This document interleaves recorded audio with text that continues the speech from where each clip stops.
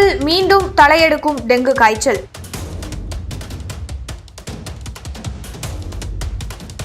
ஒரு நாளைக்கு 60 முதல் 70 பேர் வரை டெங்குவால் பாதிக்கப்படுவதாக அறிவிப்பு. தமிழகத்தில் இதுவரை டெங்குவால் 7 பேர் உயிரிழந்துள்ளதாக தகவல். வரும் மழைக்காலங்களில் பொதுமக்கள் தங்களின் சுற்றுப்புறங்களை தூய்மையாக வைத்திருக்க வேண்டும் என அமைச்சர் மா சுப்பிரமணியன் வேண்டுகோள்.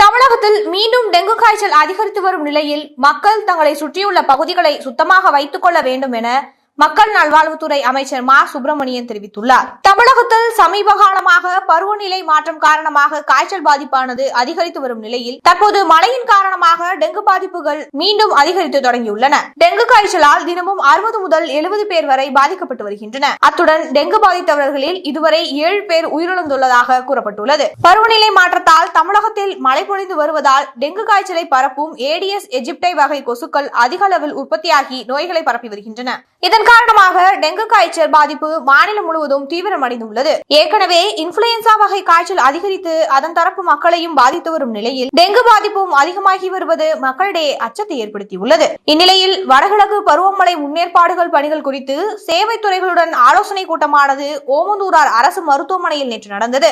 இதில் மக்கள் நல்வாழ்வுத்துறை அதிகாரிகள் மற்றும் மக்கள் நல்வாழ்வுத்துறை அமைச்சர் மா சுப்பிரமணியன் ஆகியோர் கலந்து கொண்டனர். நிகழ்ச்சிக்கு பின் செய்தியாளர்களை சந்தித்து பேசிய அமைச்சர் மா சுப்பிரமணியன் வடகிழக்கு பருவமழை ஒட்டி 10,000 மருத்துவ முகாம்கள் நடத்தப்பட உள்ளன. மழைக்காலங்களில் வீடுகளை சுற்றி தேங்கி நிற்கும் மழைநீரில் கொசுக்கள் அதிக அளவில் உற்பத்தியாவதாகவும் இதில் ஏடிஸ் வகை கொசு உற்பத்தியை தடுப்பதற்காக நகராட்சி நிர்வாகம் மற்றும் ஊரக உள்ளாட்சி அமைப்புகள் நடவடிக்கை எடுத்து வருவதாகவும் கூறினார். மேலும் தமிழகத்தில் 3 வாரங்களாக டெங்கு பாதிப்பு அதிகரித்து வருகிறது. இந்த ஆண்டில் இதுவரை 15,796 பேர் டெங்கு காய்ச்சலால் பாதிக்கப்பட்டு 7 பேர் இறந்துள்ளனர். இவர்கள் மருத்துவமனைக்கு செல்லாமல் வீட்டில் இருந்ததால் தான் பாதிப்பு அதிகமாகி இறந்துள்ளனர். எனவே மக்கள் அனைவரும் காய்ச்சல் பாதிப்புகள் இருந்தால் தாமதப்படுத்தாமல் அருகில் உள்ள சுகாதார நிலையங்களை அணுக வேண்டும் என்று கூறினார். அதன்பின் செய்தியாளர்களை சந்தித்து பேசிய மக்கள் நல்வாழ்வுத்துறை அதிகாரிகள் சிலர் காய்ச்சல் பாதிப்புகள் அனைத்து மாவட்டங்களில் பரவலாக உள்ளதாகவும் அதே நேரம் சென்னை, ராமநாதபுரம், கன்னியாகுமரி, தூத்துக்குடி மாவட்டங்களில் மலேரியா பாதிப்புகள் காணப்படுவதாகவும் தெரிவித்தனர். அது மட்டுமின்றி திருச்சி, தஞ்சாவூர், மயிலாடுதுறை மாவட்டங்களில் டைபாய்டு காய்ச்சல் அதிகமாக காணப்படுவதாகவும் சென்னை,